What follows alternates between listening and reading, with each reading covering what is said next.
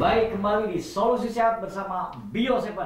Masih dengan narasumber kita, Dr. Endang dan juga Pak Agus Mulyadi dari konsultan produk PT Unimed Power. Beliau adalah konsultan medis kalau Dr. Endang.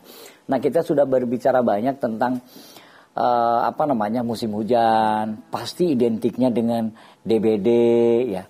Makanya ada pertanyaan yang sangat menggelitik sih, ini sebetulnya pertanyaan, mengapa penyakit DBD ini bisa menjadi suatu wabah atau kejadian yang luar biasa? Iya. Kenapa dok? Mungkin saya mau ngomongin tentang gejalanya ya, karena ini perlu juga untuk gejala penyakit untuk demam berdarah. Biasanya memang dia panasnya, kalau dulu panas tidak berhenti-henti.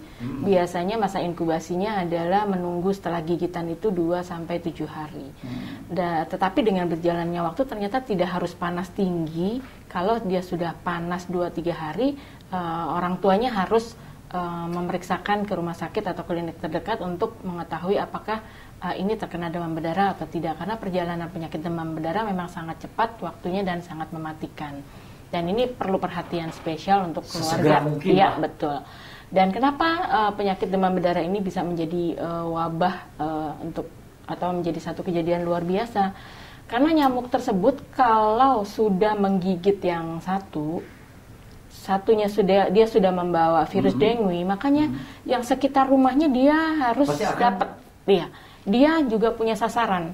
Jadi iya, saya tuh targetnya adalah seperti Kang Darka punya target sama dia juga. Jadi targetnya satu rumah harus kena semua. Siapa yang ketemu sama dia gigit. Jadi ini yang menjadikan wabah, dan ini sangat cepat karena prosesnya staminanya turun, maka dia drop, panas tinggi, terjadi perdarahan, akhirnya menjadi kematian. Itu yang kita takutkan.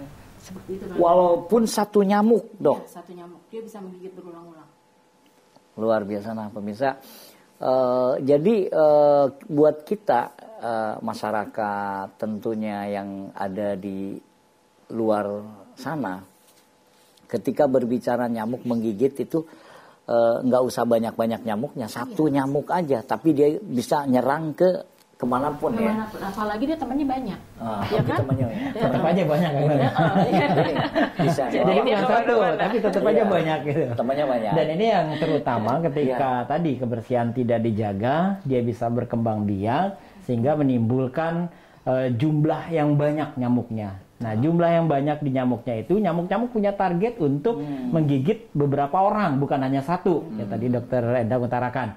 Jadi dengan adanya target itulah sehingga di satu wilayah bisa terkena wabah atau kejadian luar biasa gitu Kang. Jadi kalau kita sudah lihat di satu wilayah sudah ada yang terkena demam berdarah, maka di sekelilingnya, di sekitar rumah tersebut biasanya pemerintah setempat melakukan fogging. Walaupun ini bukan satu kegiatan yang menjadi kegiatan utama ya dok ya, tapi tetap ini dilaksanakan untuk menjaga kebersihan di wilayahnya agar jentik-jentik nyamuknya itu juga bisa mati, tidak berkembang lagi untuk nyamuknya. Nah, gimana bisa terjadi demam berdarah? Tadi Dokter Endang juga sudah utarakan, ketika daya tahan tubuhnya turun, melemah, dia kecapean, terus rumahnya ini udah bersih. Tapi dia ruang kerjanya kah, di tempat kerjanya, atau di tempat sekolahnya, atau di tempat bermainnya, dia terkena nyamuk ini. Ya, ini juga yang bisa menyebabkan anak tersebut atau kita terkena demam berdarah. Makanya kalau udah kena seperti itu, buru-buru antisipasi. Apakah sekelilingnya ada jentik nyamuknya atau enggak? Karena kalau sudah dicari dulu ya, dicari sekitarnya.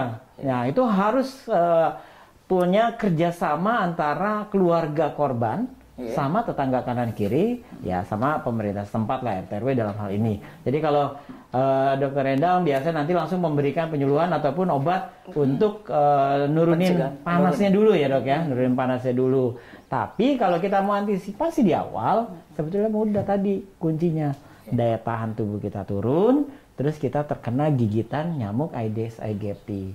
Kalau terkena gigitan nyamuk Aedes aegypti bisa kita hindarkan dengan selalu menjaga kebersihan. Daya tahan tubuh kita harus kita tingkatkan dengan selalu konsumsi Bio7. Nah, kita berbicara tadi ya, karena memang faktor DBD itu karena kondisi tubuh yang lemah ya.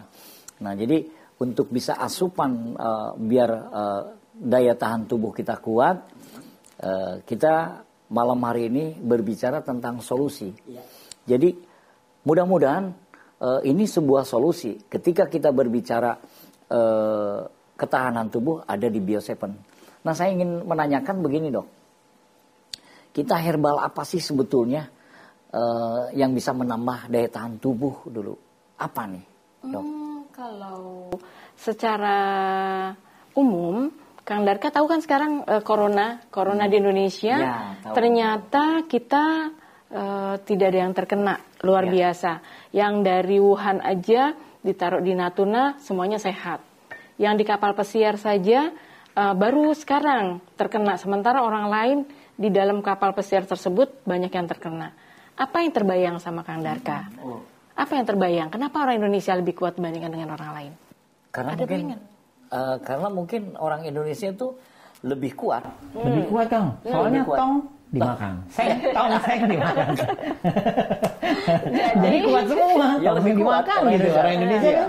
Kenapa? Ya, Kenapa? kenapa? Karena orang Indonesia senang makan rempah-rempah yang isinya adalah kunyit, temulawak, daun salam, kemudian daun serai, kemudian kencur dan yang lainnya. Dimanapun orang Indonesia berada, yang dia cari masakan orang Indonesia dengan rempahannya. Makanya sel-sel di dalam tubuh kita jauh lebih kuat, sudah ada yang membackup karena dia makan rempah-rempah. Sehingga coba kita lihat, jarang terkena dan gak ada yang terkena corona. Baru sekarang ada di kapal pesiar, sangat terlambat. Dan ini membuktikan kalau orang Indonesia adalah sehat berdasarkan rempah-rempah yang ada di Indonesia. Alhamdulillah. Jadi kebiasaannya itu tuh, Kang, yang baik. bisa menjadi satu apa namanya? Iya. Pendukung kita juga ya. Masya Allah. Baik, Dr. Endang, Pak Agus.